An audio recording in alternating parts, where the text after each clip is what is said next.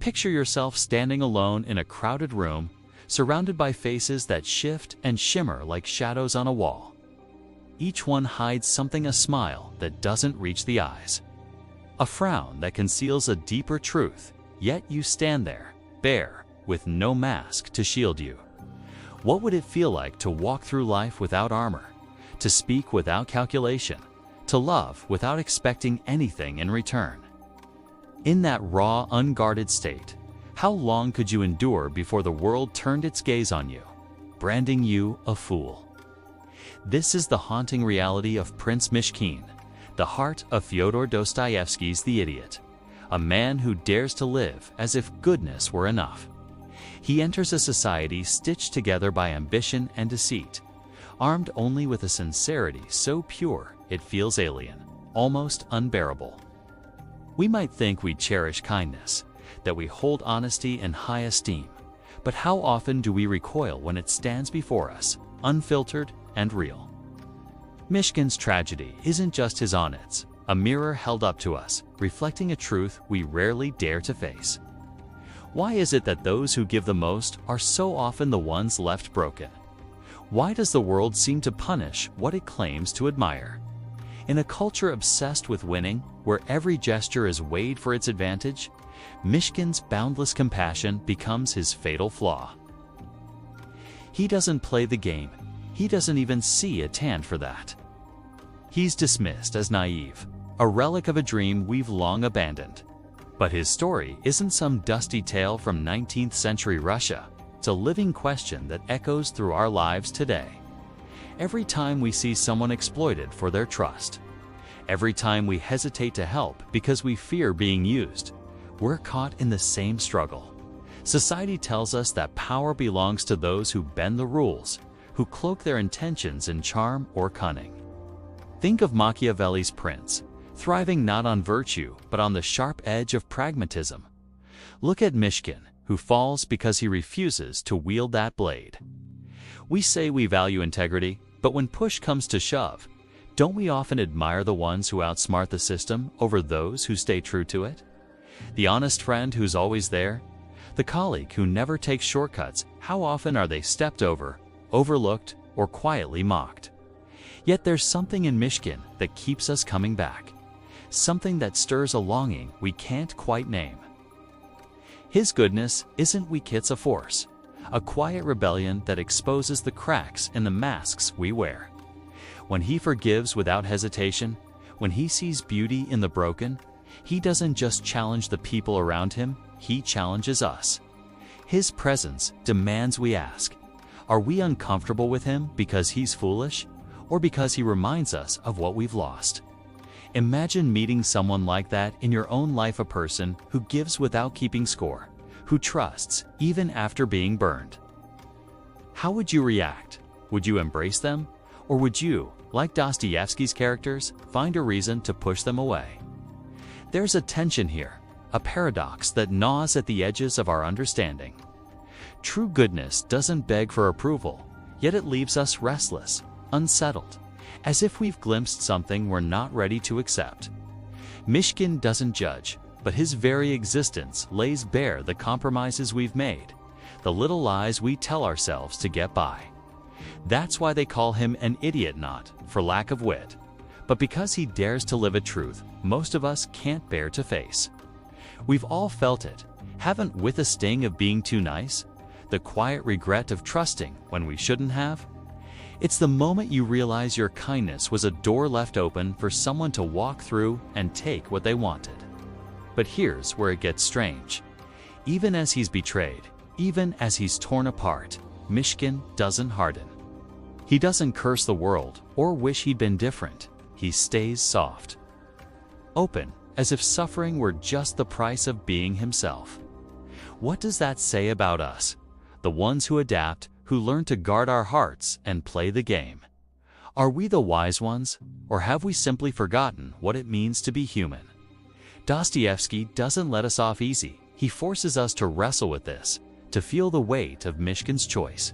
His goodness isn't a shield. It's a spotlight, illuminating not just the flaws of others, but the shadows within ourselves. Think about the last time you met someone truly selfless, maybe a stranger who helped without asking, or a friend who stood by you when no one else would. Didn't it feel both inspiring and unnerving, like they'd tapped into something you'd buried deep? Psychologists call it cognitive dissonance, that jagged edge where our actions don't match our ideals, and we squirm under the pressure. Myshkin triggers that in everyone he meets, and maybe in us too, if we let him. We tell ourselves we'd love to live like that, free, honest, unburdened by pretense. But would we really? Or do we secretly fear that letting go of our defenses would leave us exposed, vulnerable, just like him?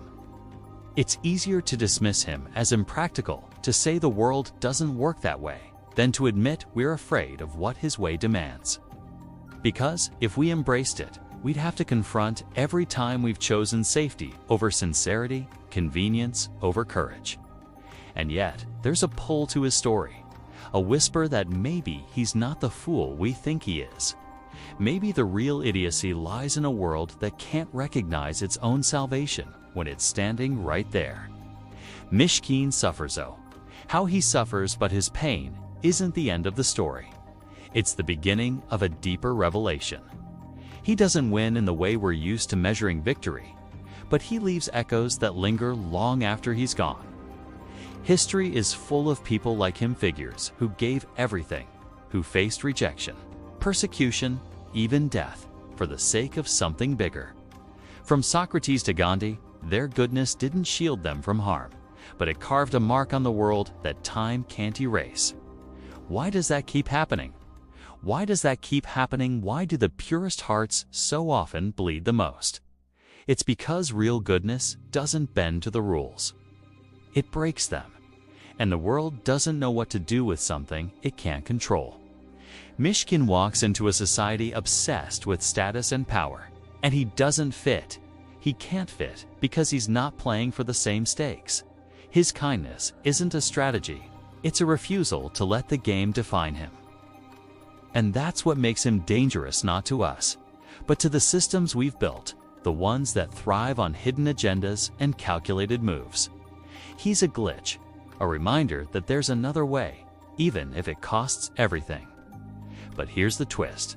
His suffering isn't defeat to defiance. By staying true to himself, he proves that goodness doesn't need the world's permission to exist. We're taught to chase outcomes, praise, success, a pat on the back, but Myshkin doesn't care about any of that. His compassion flows like water, not because it's rewarded, but because it's who he is. That's the gut punch of it all. Goodness isn't about what you get. It's about what you give, even when no one's watching. It's a quiet power that doesn't shout, doesn't demand, but shifts the air around it just the same. Think of the kindest person you've ever known. Did their actions change you, even a little? Maybe it was a moment so small you barely noticed, but it stuck, like a seed planted in the back of your mind. That's what Myshkin does. He doesn't force his way into people's lives, but he leaves them different, whether they admit it or not. Even the ones who hurt him can't shake the memory of what he was. So if goodness doesn't win battles or earn trophies, what's its point? Maybe it's not about changing the world in loud, obvious ways, but about lighting a spark that keeps burning even in the dark. Dostoevsky doesn't wrap this up neatly. He lets the question hang, raw and unresolved. Myshkin's broken by the end, but his breaking isn't a failure. It's a testament to a strength we don't fully understand.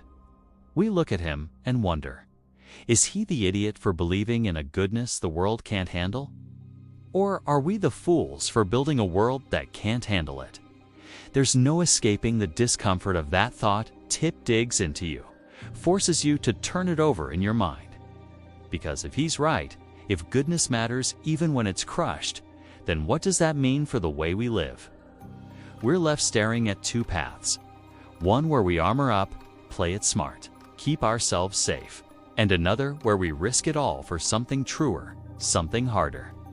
Most of us hover somewhere in between, torn between survival and the faint call of what could be.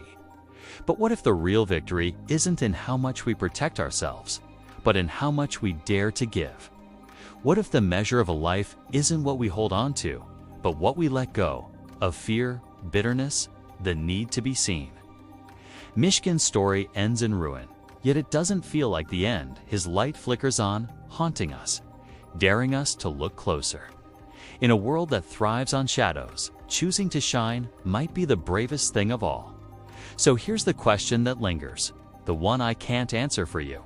If being good costs everything, your peace, your place, maybe even your life, would you still choose it? Leave your thoughts below. Want to know what you'd risk it all for?